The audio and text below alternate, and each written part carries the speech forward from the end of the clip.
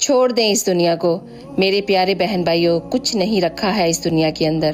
اللہ سبحانہ و تعالیٰ قرآن میں فرماتے ہیں کہ یہ دنیا ایک دن ختم ہو جائے گی، باقی صرف رہے گی تمہارے رب کی ذات۔ یہ دنیا تمہیں ذلت رسوائی کے سوا اور کچھ نہیں دے سکتی۔ غم اور پریشانی ہمیشہ ہی رہے گی۔ اللہ فرماتا ہے دنیا کی کامیابی بڑی ناکامی ہے، اور دنیا کی ناکامی تو ہے ہی ناکامی۔ اس دنیا کی جو لذتیں ہیں نا، یہ سب عارضی ہیں، اصل زندگی تو آخرت کی ہے۔ اللہ فرماتا ہے کہ میں نے جنوں اور انسانوں کو صرف اپنی عبادت کے لیے پیدا کیا ہے کہ دیکھوں ان میں سے کون اچھے عمل کرتا ہے تو اسے بہترین صلا دوں۔ ہم دنیا میں اپنے مقصد حاصل کرنے کے لیے نہیں آئے ہیں، اور نہ ہی اپنی مرضی سے اس زندگی کو جینے آئے ہیں۔